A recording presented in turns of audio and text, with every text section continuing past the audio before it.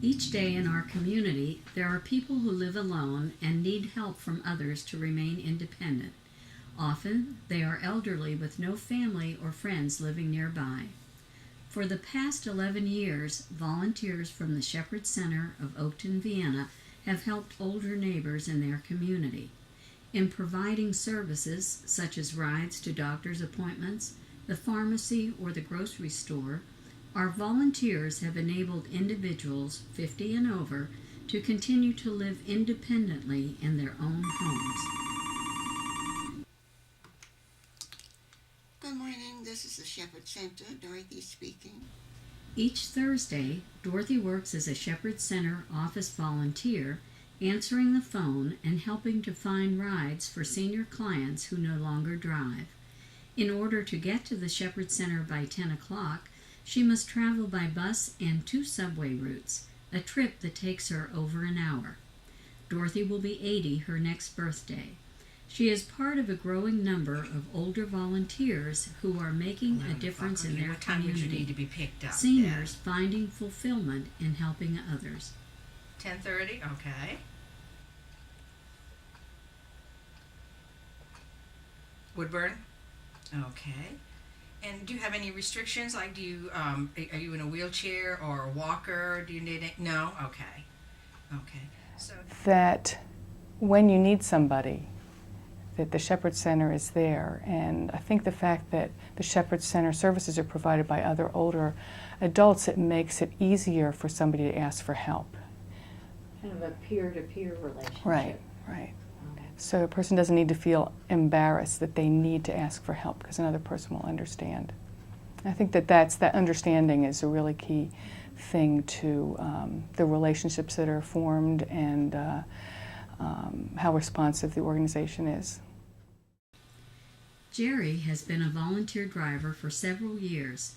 He picks his client up at their home, takes them into the doctor's office, and waits to take them home.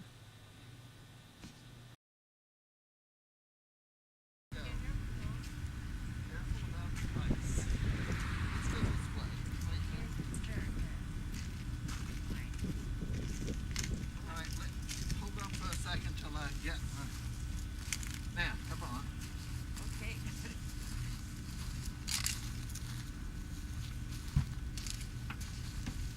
There we go.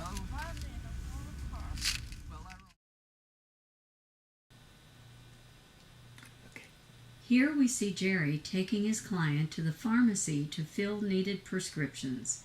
As with many of our volunteer drivers, Jerry volunteers as both a medical driver and a companion shopping driver, making sure that necessary supplies are obtained for the client.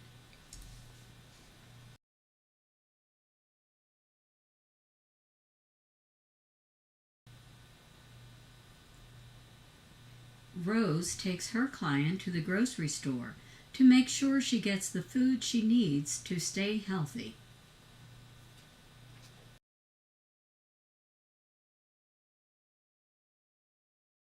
Joan, the Shepherd Center parish nurse, helps others with their concerns about health care issues. They're having and adjusting to our new medical system and how frustrated they are with the shortened doctor visits and coming away with some of them very fearful with the test results because nobody's explained them to them. Often a common experience brings people together. The Shepherd Center Caregivers Support Group offers a safe haven for caregivers to share their feelings with others going through the same experience. Well, as the newest member of the support group, the group has meant a great deal to me. I've been really, really welcomed to the group. And I think maybe the most important thing for me is I know that now that I'm not crazy. The things that you go through are often quite difficult. In this group I can laugh, I can cry, or whatever it is I feel. And I feel I can say anything. And these are people I've only known 2 or 3 months, but I feel that they will be my friends for the rest of my life. You can say anything you want to say. No one thinks any the less of you for it, because we've all been there. We understand, and like no one else does. Because unless you live with it 24 hours a day, you really don't have any clue about what it is to be a full-time caregiver. The biggest thing that has impressed me has been the courage of those who are caregivers, long-term caregivers. And I was a paratrooper company commander in Vietnam, so I know a little bit about courage, and yet I have not seen as much courage before as I have with those in this group. Something as simple as changing the battery in a smoke alarm can make a difference in keeping one safe. Okay, thank you. Shepherd Center Handy Helpers help with these simple home repairs. From the very beginning to the present, a volunteer board of directors sets policy and provides guidance in establishing a strategic plan to meet the needs of the organization. Would it be fair, Rich, to say that each Shepherd Center has its own personality? Oh, I think that's a very accurate characterization. Clearly, you had the experience of going to Arkansas last fall to one of the national meetings where you have a chance to interact with dozens of other Shepherd Center leaders, and you learn in that process that each of them are doing slightly different things. They have slightly different community needs, and obviously they have different volunteer capabilities.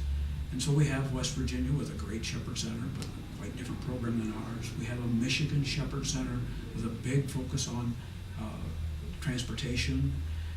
We have our own example where we have a diverse set of programs.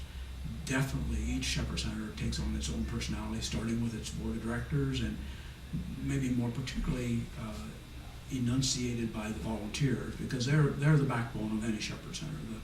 The larger number of volunteers you have, the more services you can provide, and they're the identity. Anyway, the whole idea of helping people live more fruitful, fulfilling lives in their homes, and at the same time being served and serving. The whole idea of serving each other. Opportunities for socializing are provided through newsletter mailouts that represent the modern-day quilting bee.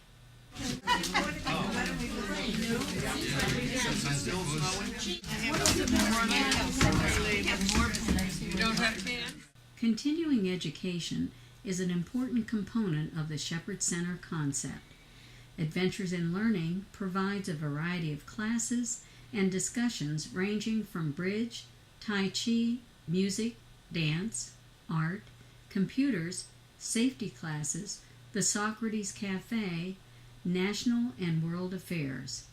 Instructors volunteer their time and expertise. Lunch and Life provides speakers such as Helen Thomas. They worked it out, it's their country, somehow they live and let live. We took in thousands of Vietnamese who had collaborated. I hate to use that word, but that's what they did with us. Other speakers have included former Governor Holton and the two First Ladies, Virginia Holton and Linda Robb.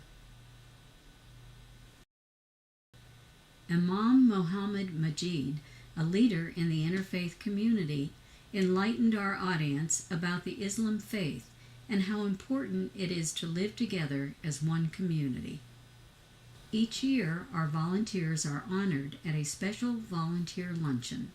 SCOV, congratulations on your 10th anniversary serving the community. They got that all on one take. How about that? The luncheon provides an opportunity to socialize, have a wonderful lunch, and enjoy some very good entertainment. Fundraising is a necessary part of any organization. This may include working on a cookbook or a special event. This year, we were fortunate to have George Burns and Harry Conniff Jr. and popular singer Debbie Smith. What do volunteers and staff get from working for the Shepherd Center? Mostly what I've learned here is about working with senior issues and what our clients and volunteers' lives are like in the retirement years, what the issues are.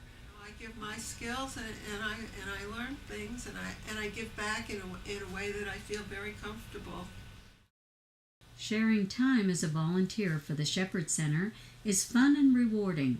Whether you prefer to volunteer for a one-time event, be a driver with the freedom to say yes or no depending on your schedule, be a friendly caller or visitor, a handy helper, an instructor for adventures in learning, or a board member, we have a spot for you.